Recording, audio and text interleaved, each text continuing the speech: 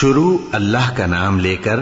جو بڑا مہربان نہایت رحم والا ہے۔ اے نبی، مجاہد لوگ تم سے غنیمت کے مال کے بارے میں دریافت کرتے ہیں کہ کیا حکم ہے۔ کہہ دو کہ غنیمت اللہ اور اس کے رسول کا مال ہے، تو اللہ سے ڈرو اور آپس میں صلح رکھو، اور اگر ایمان رکھتے ہو تو اللہ اور اس کے رسول کے حکم پر چلو۔ مومن تو وہ ہیں کہ جب اللہ کا ذکر کیا جاتا ہے تو ان کے دل ڈر جاتے ہیں، اور جب انہیں اس کی آیتیں پڑھ کر سنائی جاتی ہیں تو ان کا ایمان اور بڑھ جاتا ہے، اور وہ اپنے پروردگار پر بھروسہ رکھتے ہیں، اور وہ جو نماز قائم کرتے ہیں اور جو مال ہم نے ان کو دیا ہے اس میں سے نیک کاموں میں خرچ کرتے ہیں، یہی سچے مومن ہیں، اور ان کے لیے ان کے پروردگار کے ہاں بڑے بڑے درجے ہیں اور بخشش اور عزت کی روزی ہے۔ ان لوگوں کو اپنے گھروں سے اسی طرح نکلنا چاہیے تھا جس طرح تمہارے پروردگار نے تم کو تدبیر کے ساتھ اپنے گھر سے نکالا، اور اس وقت مومنوں کی ایک جماعت ناخوش تھی۔ وہ لوگ حق بات میں اس کے ظاہر ہونے کے بعد تم سے جھگڑنے لگے، گویا موت کی طرف ہانکے جاتے ہیں اور اسے دیکھ رہے ہیں۔ اور اس وقت کو یاد کرو جب اللہ تم سے وعدہ کرتا تھا کہ ابو سفیان اور ابو جہل کے 2 گروہوں میں سے ایک گروہ تمہارے لیے مغلوب ہو جائے گا، اور تم چاہتے تھے کہ جو قافلہ بے شان و شوکت یعنی بے ہتھیار ہے وہ تمہارے ہاتھ آ جائے، اور اللہ چاہتا تھا کہ اپنے فرمان سے حق کو قائم رکھے اور کافروں کی جڑ کاٹ دے، تاکہ سچ کو سچ اور جھوٹ کو جھوٹ کر دے، گو مشرک ناخوش ہی ہوں۔ جب تم لوگ اپنے پروردگار سے فریاد کرتے تھے تو اس نے تمہاری دعا قبول کر لی اور فرمایا کہ تسلی رکھو، ہم 1000 فرشتوں سے جو ایک دوسرے کے پیچھے آتے جائیں گے تمہاری مدد کریں گے۔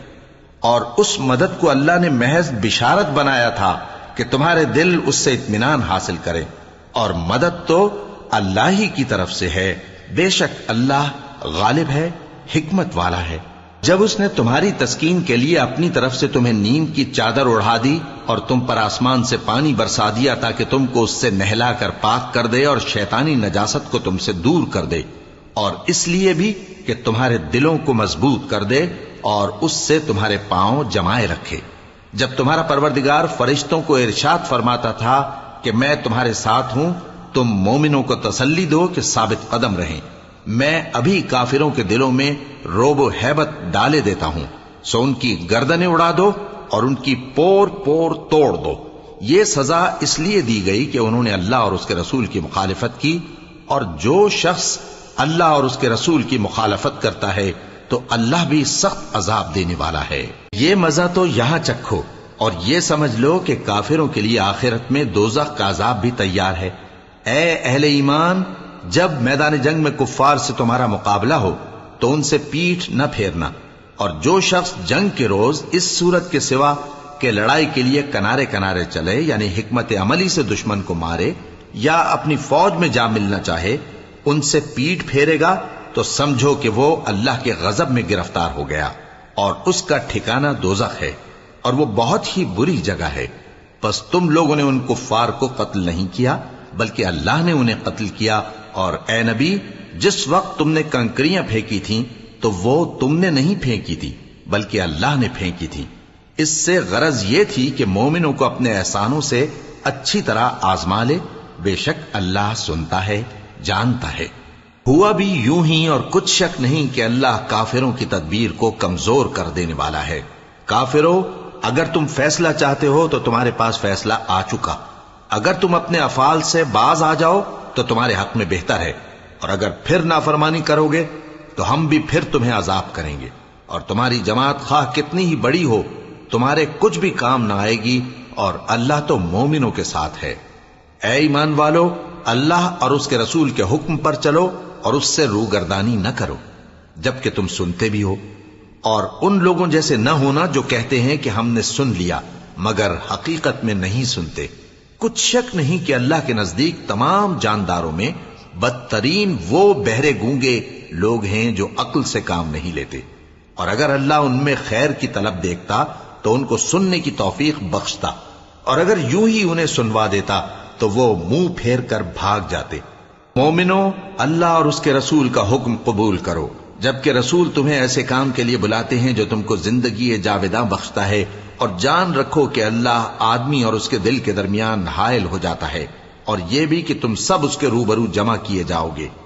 اور اس فتنے سے ڈرو جو خصوصیت کے ساتھ انہی لوگوں پر واقع نہ ہوگا جو تم میں گناہگار ہیں، اور جان رکھو کہ اللہ سخت عذاب دینے والا ہے۔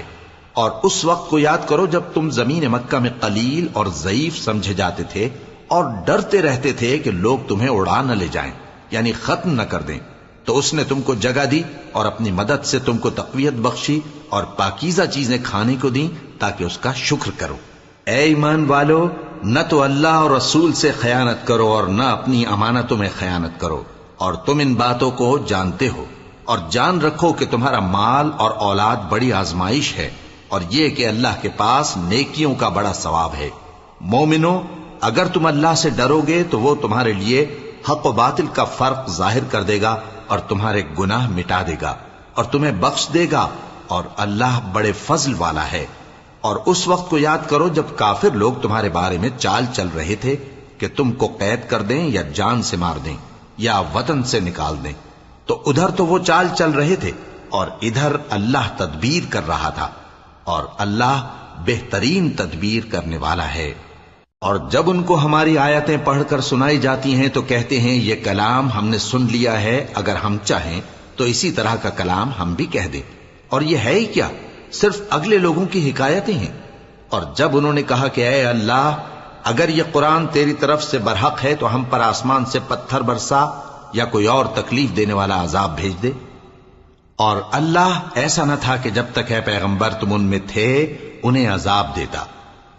اور نہ ایسا ہے کہ وہ تو بخشش مانگیں اور اللہ انہیں عذاب دے۔ اور اب ان کے لیے کون سی وجہ ہے کہ وہ انہیں عذاب نہ دے،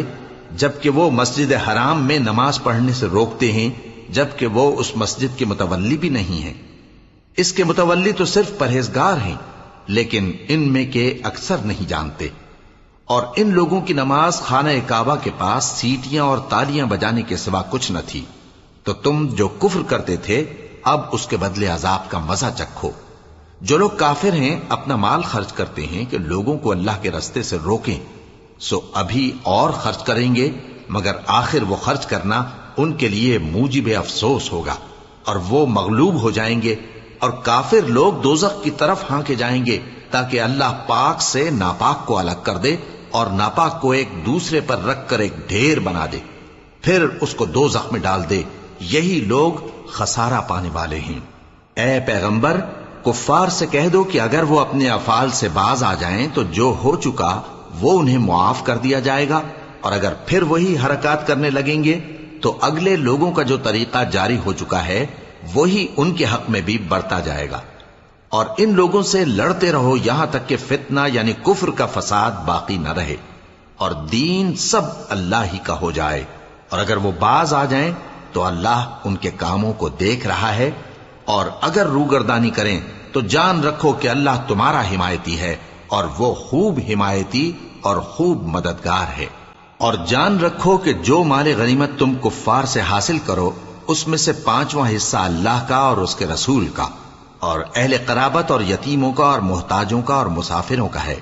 اگر تم اللہ پر اور اس نصرت پر ایمان رکھتے ہو جو حق و باطل میں فرق کرنے کے دن یعنی جنگ بدر میں جس دن دونوں فوجوں میں مٹ بھیڑ ہو گئی تھی، ہم نے اپنے محبوب بندے محمد صلی اللہ علیہ وآلہ وسلم پر نازل فرمائی، اور اللہ ہر چیز پر قادر ہے۔ جس وقت تم مدینے سے قریب کے ناکے پر تھے اور کافر دور کے ناکے پر، اور قافلہ تم سے نیچے اتر گیا تھا، اور اگر تم جنگ کے لیے آپس میں قرارداد کر لیتے تو وقت معین پر جمع ہونے میں تقدیم و تاخیر ہو جاتی، لیکن اللہ کو منظور تھا کہ جو کام ہو کر رہنے والا تھا اسے کر ہی ڈالے، تاکہ جو مرے بصیرت پر یعنی یقین جان کر مرے، اور جو جیتا رہے وہ بھی بصیرت پر یعنی حق پہچان کر جیتا رہے۔ اور کچھ شک نہیں کہ اللہ سنتا ہے، جانتا ہے۔ اس وقت اللہ نے تمہیں خواب میں کافروں کو تھوڑی تعداد میں دکھایا تھا، اور اگر بہت کر کے دکھاتا تو تم لوگ جی چھوڑ دیتے اور جو کام درپیش تھا اس میں جھگڑنے لگتے، لیکن اللہ نے تمہیں اس سے بچا لیا، بے شک وہ سینوں کی باتوں تک سے واقف ہے۔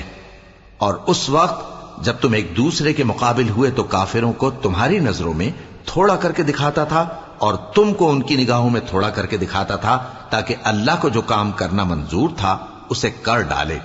اور سب کاموں کا رجوع اللہ ہی کی طرف ہے۔ مومنو، جب کفار کی کسی جماعت سے تمہارا مقابلہ ہو تو ثابت قدم رہو اور اللہ کو بہت بہت یاد کرو تاکہ مراد حاصل کر لو، اور اللہ اور اس کے رسول کے حکم پر چلو، اور آپس میں جھگڑا نہ کرنا کہ ایسا کرو گے تو تم بزدل ہو جاؤ گے اور تمہاری ہوا اکھڑ جائے گی، اور صبر سے کام لو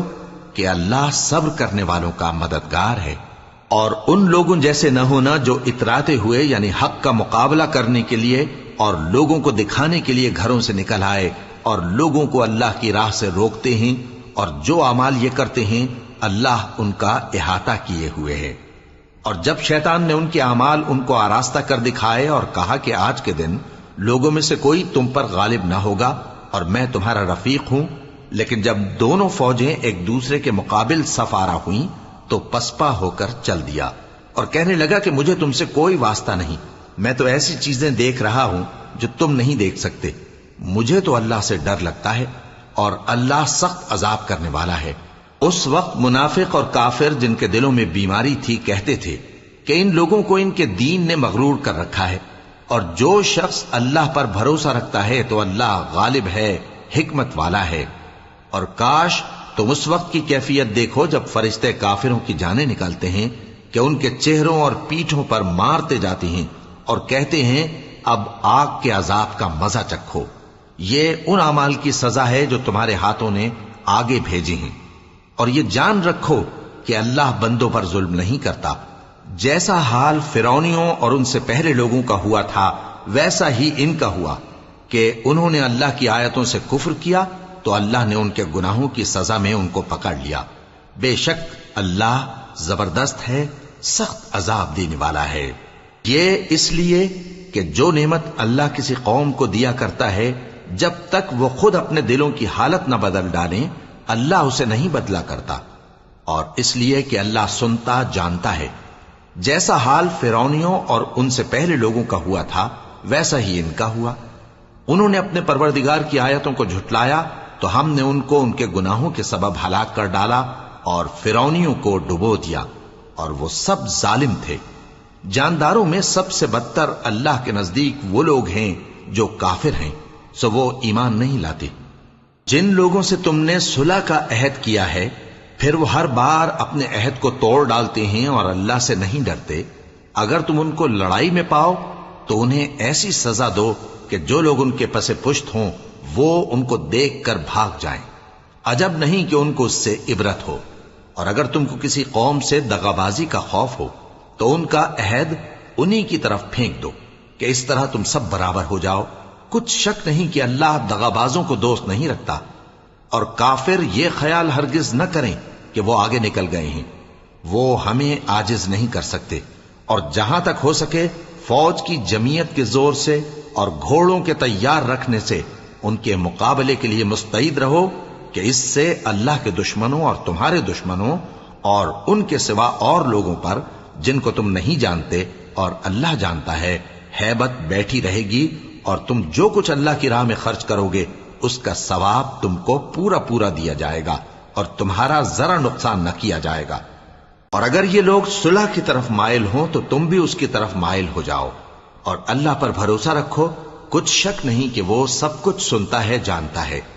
اور اگر یہ چاہیں کہ تم کو فریب دیں تو اللہ تمہیں کفایت کرے گا، وہی تو ہے جس نے تم کو اپنی مدد سے اور مسلمانوں کی جمعیت سے تقویت بخشی اور ان کے دلوں میں الفت پیدا کر دی، اور اگر تم دنیا بھر کی دولت خرچ کرتے تب بھی ان کے دلوں میں الفت پیدا نہ کر سکتے، مگر اللہ ہی نے ان میں الفت ڈال دی، بے شک وہ زبردست ہے، حکمت والا ہے۔ اے نبی، اللہ تم کو اور مومنوں کو جو تمہارے پیرو ہیں کافی ہے۔ اے نبی، مسلمانوں کو جہاد کی ترغیب دو۔ اگر تم میں 20 آدمی ثابت قدم رہنے والے ہوں گے تو 200 کافروں پر غالب رہیں گے، اور اگر 100 ایسے ہوں گے تو 1000 پر غالب رہیں گے، اس لیے کہ کافر ایسے لوگ ہیں کہ کچھ بھی سمجھ نہیں رکھتے۔ اب اللہ نے تم پر سے بوجھ ہلکا کر دیا اور معلوم کر لیا کہ ابھی تم میں کسی قدر کمزوری ہے، پس اگر تم میں 100 ثابت قدم رہنے والے ہوں گے تو وہ 200 پر غالب رہیں گے، اور اگر 1000 ہوں گے تو اللہ کے حکم سے 2000 پر غالب رہیں گے، اور اللہ ثابت قدم رہنے والوں کا مددگار ہے۔ پیغمبر کو شایع نہیں کہ اس کے قبضے میں قیدی رہیں جب تک کافروں کو قتل کر کے زمین میں کثرت سے خون نہ بہا دے۔ تم لوگ دنیا کے مال کے طالب ہو اور اللہ آخرت کی بھلائی چاہتا ہے، اور اللہ غالب ہے، حکمت والا ہے۔ اگر اللہ کا حکم پہلے نہ ہو چکا ہوتا تو جو فدیہ تم نے لیا ہے اس کے بدلے تم پر بڑا عذاب نازل ہوتا۔ اب جو مال غنیمت تمہیں ملا ہے اسے کھاؤ کہ وہ تمہارے لیے حلال طیب ہے، اور اللہ سے ڈرتے رہو، بے شک اللہ بخشنے والا ہے، مہربان ہے۔ اے پیغمبر، جو قیدی تمہارے قبضے میں یعنی گرفتار ہیں ان سے کہہ دو کہ اگر اللہ تمہارے دلوں میں نیکی معلوم کرے گا تو جو مال تم سے چھن گیا ہے اس سے بہتر تمہیں عنایت فرمائے گا، اور تمہارے گناہ بھی معاف کر دے گا، اور اللہ بخشنے والا ہے، مہربان ہے۔ اور اگر یہ لوگ تم سے دغا کرنا چاہیں گے تو یہ پہلے ہی اللہ سے دغا کر چکے ہیں، تو اس نے ان کو تمہارے قبضے میں کر دیا، اور اللہ دانا ہے، حکمت والا ہے۔ جو لوگ ایمان لائے اور جنہوں نے ہجرت کی اور اللہ کی راہ میں اپنے مال اور جان سے لڑے وہ، اور جنہوں نے ہجرت کرنے والوں کو جگہ دی اور ان کی مدد کی وہ، آپس میں ایک دوسرے کے رفیق ہیں۔ اور جو لوگ ایمان تو لے آئے لیکن ہجرت نہیں کی، تو جب تک وہ ہجرت نہ کریں تم کو ان کی رفاقت سے کچھ سروکار نہیں۔ اور اگر وہ تم سے دین کے معاملات میں مدد طلب کریں تو تم کو مدد کرنی لازم ہے، مگر ان لوگوں کے مقابلے میں کہ تم میں اور ان میں صلح کا عہد ہو مدد نہیں کرنی چاہیے، اور اللہ تمہارے سب کاموں کو دیکھ رہا ہے۔ اور جو لوگ کافر ہیں وہ بھی ایک دوسرے کے رفیق ہیں۔ تو مومنو، اگر تم یہ کام نہ کرو گے تو ملک میں فتنہ برپا ہو جائے گا اور بڑا فساد مچے گا۔ اور جو لوگ ایمان لائے اور وطن سے ہجرت کر گئے اور اللہ کی راہ میں جہاد کرتے رہے، اور جنہوں نے ہجرت کرنے والوں کو جگہ دی اور ان کی مدد کی، یہی لوگ سچے مسلمان ہیں۔ ان کے لیے اللہ کے ہاں بخشش اور عزت کی روزی ہے۔ اور جو لوگ بعد میں ایمان لائے اور وطن سے ہجرت کر گئے اور تمہارے ساتھ ہو کر جہاد کرتے رہے، وہ بھی تمہیں میں سے ہیں۔ اور رشتہ دار اللہ کے حکم کی روح سے ایک دوسرے کے زیادہ حقدار ہیں۔ کچھ شک نہیں کہ اللہ ہر چیز سے واقف ہے۔